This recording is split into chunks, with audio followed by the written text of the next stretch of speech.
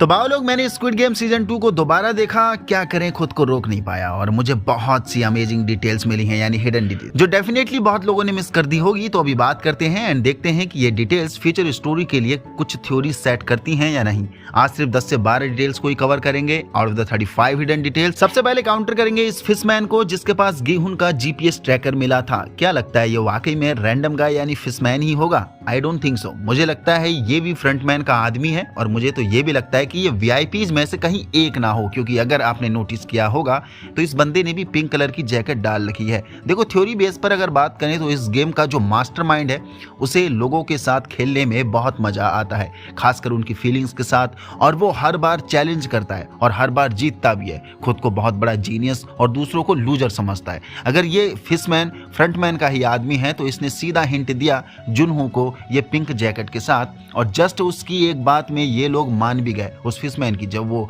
उन्हें डाइवर्ज करता है कि ये शायद किसी बोट ने या फिर एक बोट आई थी उसी ने इस मेरे पास ये जीपीएस ट्रैकर रखा होगा। तो गेम का जो मेकर है खुले तौर पर खेलता है, सीधा चैलेंज करता है कि मैं हिंट भी दूंगा। एक्चुअली इसे खुद पे बहुत कॉन्फिडेंस है या फिर कहें कि ओवर कॉन्फिडेंस है। एक और चीज देखें तो अगर आपने नोटिस किया होगा, कैप्टन की बोट का पूरा colour pink, blue and green के ऑर्डर में है, just like the squid game colour formation जो हमने अंदर ही देखा था।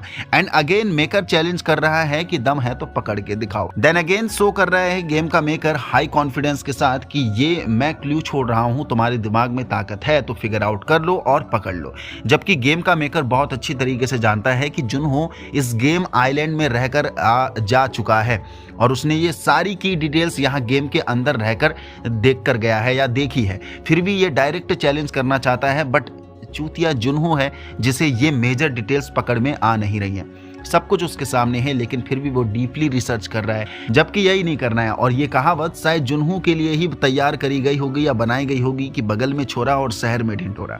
देखो, इन डिटेल्स को सेंटर में रखकर अगर गुत्थी सुलझाएं तो हमें मालूम है कि गेम सब बच्चों वाले ही खिलाए जा रहे हैं। इट मीन्स ये कि गेम का सीधा नियम है कि गेम सब आसान ही है, सब कुछ तुम्हारे सामने है, बस तुम्हारे दिमाग के ऊपर है कि तुम चीज़ों को पकड़ते कैसे हो, उन्हें समझते कैसे हो। और तमाचा उनको है जो खुद को कभी कभी बहुत इंटेलिजेंट समझते हैं, तुर्रम खान समझते हैं, लेकिन सम टाइम सामने रखी चीजों पर हम कभी कभी ध्यान नहीं दे पाते हैं, जो खुद को तुर्रम खान समझते हैं। मतलब हाई लेवल का सोचने के चक्कर में वो सामने रखी आसान चीजों को नहीं देख पाते हैं। और सबक ये है कि समटाइम चीजें इतनी मुश्किल नहीं होती हैं, बल्कि हम खुद पैनिक मोड में जाकर सरल चीजों को भी कठिन बना देते हैं। तो बाबा मेकर खेल रहा है, वो भी सॉलिड तरीके से, लेकिन सवाल अब ये आता है कि who is the actual fucking mastermind behind all these games and all these tricks and things. देखो, एक तो ओइल नाम है, उसे हम मानते हैं कि वो मास्टरमाइंड है, लेकिन इस बार गेम को देखकर सीजन 2 में कुछ का कहना यह भी है कि इसके पीछे खतरनाक मास्टरमाइंड कोई और भी हो सकता है। पर अगर देखें तो अभी तक सिर्फ फ्रंटमैन ही नजर में आ रहा है जो ये सारी चीजें कॉन्फिडेंटली एंड ओवर कॉन्फिडेंटली कर रहा है। कैसे? अगर फ्रंटमैन को देखें तो वो गेम भी फुल कॉन्फिडेंस के साथ खेल रहा है, लाइक उसका जानबूझकर खुद का बेचारा पार्ट शो करना गेम के दौरान, जो हमने देखा था स्प्रिंग टॉप गेम के दौरान, खुद के लिए सिंपैथी एंड फेक ट्रस्ट जीतने के लिए वो राइट हैंड से लट्टू फेंक रहा था, जबकि हम सब जानते हैं कि वो लेफ्टी है और लेफ्ट हाथ से जब उसने फेंका तो वो गेम के पड़ाव को पार भी कर लिया। बट अगर देखा जाए तो फ्रंटमैन ने पूरे इंटायर गेम में लास्ट तक गिहुन को चैलेंज किया, उसकी नज़र के सामने रहकर, पहले तो जानबूझकर 001 नंबर लेकर, जो अगेन उसका कॉन्फिडेंस शो करता है कि तेरे सामने ही रहूंगा और तू जरा भी नहीं भांप पाएगा मुझको। देन जब लास्ट में फ्रंटमैन गिहुन के बेस्ट फ्रेंड को मारा था तब क्लियर जेस्चर दिया था, लेफ्ट हैंड का क्लियर इस्तेमाल करके गिहुन के सामने ही, और ठहराव भी दिया था उस मोमेंट पर, जबकि वो एज प्लेयर रहकर ही गिहुन के सामने अपने लेफ्ट हैंड का कई बार इस्तेमाल कर चुका था, जो अगेन एक और क्लियर हिंट था कि पकड़ सकता है तो पकड़ ले, तेरे सामने ही हूँ। लेकिन गिहुन जो पहले अभी 001 के साथ रह चुका था, उसे जरा भी शक नहीं हुआ फ्रंटमैन पर, बल्कि यहाँ मेकर को ये एंगल डालना था कि गिहुन को कहीं ना कहीं उस पे शक होने लग जाता। पहला तो उसका 001 नंबर देखकर, देन उसका लेफ्ट हैंड का इस्तेमाल करता देखकर, क्योंकि ये चीज़ उसने इंटायर गेम में उसके साथ रहकर एज प्लेयर, एज कैंडिडेट, ये चीज़ बहुत बार नोटिस करी होगी। और ये चीज़ गेहूं को तब क्लियरली हिट हो जाती जब इन्होंने एक्चुअली फ्रंटमैन बन के जब वो आया था और अपने लेफ्ट हैंड से अपने लेफ्ट हैंड का इस्तेमाल करके उसके बेस्ट फ्रेंड को मारा था। बजाय इसके मेकर ने फ्रंटमैन को काफ़ी पावरफुल दिखाया है और गेहूं जुनहो दोनों को चूतिया ही दिखाया है। जबकि एक रियल लाइफ नेचुरलिटी की बात करें तो ऐसा होता है कि कोई सेम बंदा तुम्हारे साथ रहकर गया हो और जिसने तुम्हें धोखा भी दिया हो और फिर एक नया बंदा और आता है उसी की जगह वही जगह लेना चाह रहा है जिस जगह पर तुम धोखा खा चुके हो, तुम्हें वो चीजें अपने आप हिट होने लगती हैं और उस पर शक होने लग जाता है। बजाय इसके यहाँ पर कुछ है ही नहीं, ऐसा सीधा क्लियर हिसाब है। देन अगर बात मास्टरमाइंड की चल ही रही है तो मैं आपको बता दूं जो अभी सबके माइंड में एक ही बात चल रही होगी, इसके पीछे कौन मास्टरमाइंड होगा करके। ओइल नाम के अलावा ये तो है ही, जो कि सभी लोग एक बार भी फिर हाई लेवल का सोच रहे हैं कि कोई और भी हो सकता है। बट इन सब थ्योरी के अकॉर्डिंग अगर बात करें तो सीधा फ्रंटमैन ही लग रहा है और सीधा पर्पस हिट हो रहा है उसका कि उसे ये सब चीज़ें करने में, ये सारे गेम खिलाने में मज़ा आता है। लोगों के साथ गेम खेलने में, उन्हें चैलेंज करके बीट करने में, एक्चुअली सब कुछ उसके लिए इन्जॉयमेंट है, सोर्स ऑफ इन्जॉयमेंट। इवन जान लेना भी खेल ही है उसके लिए। और ये बात मुझे तब हिट हुई जब frontman red light green light जब गेम चल रहा था अभी सीजन 2 में, और जब तक कोई नहीं मरा था तब तक वो शांत ही बैठा था जैसे उसे सांप सूंघ गया हो, क्योंकि गेहूं सबको बचाते जा रहा था। लेकिन जैसे ही लोगों ने गलती करना शुरू करा और उसके बाद जब लोग मरना चालू हुए, उसने तुरंत म्यूजिक बजाया और गिलास में दारू सारू डालकर फिर जो गेम का एंजॉयमेंट लिया है उसने।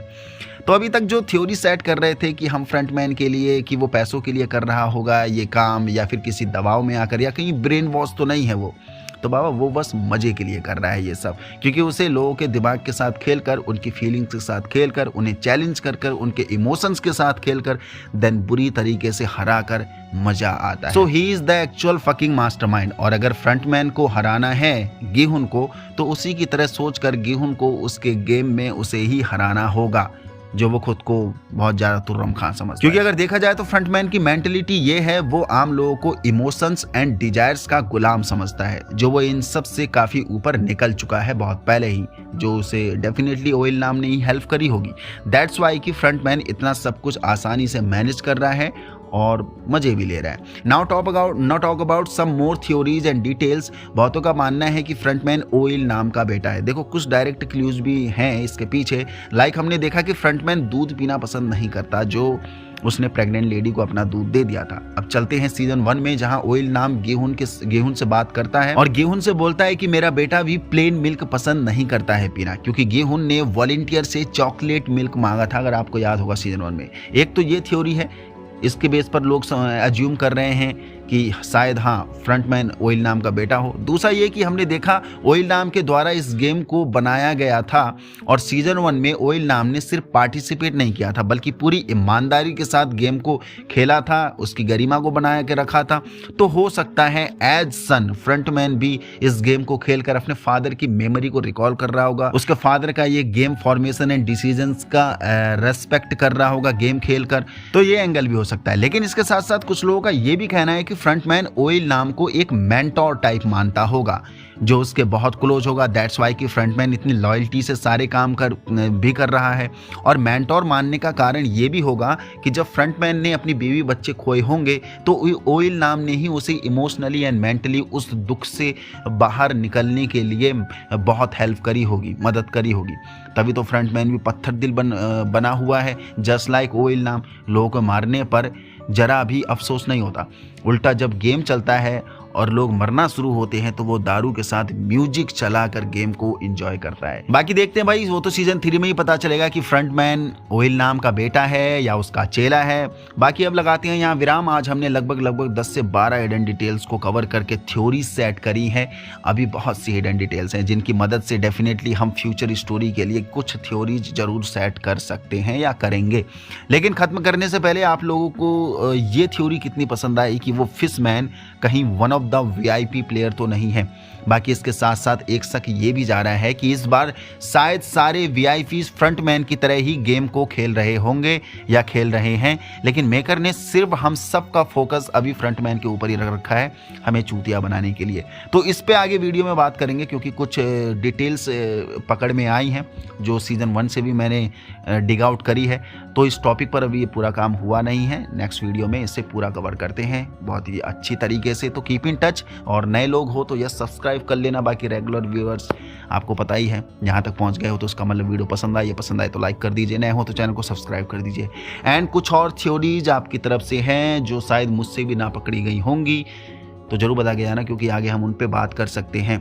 कुछ मेरे पास थ्योरीज हैं, कुछ आपके पास डिटेल है, शायद उन दोनों को मिला के एक नई थ्योरी सेट हो जाए, कुछ ब्रेकडाउन निकल जाए आगे की स्टोरी के लिए, फ्यूचर प्रेडिक्शन के लिए, जो हमें ईजिली समझने में हेल्प कर सकता है। तो यस जरूर बता के जाना नीचे कमेंट बॉक्स पर।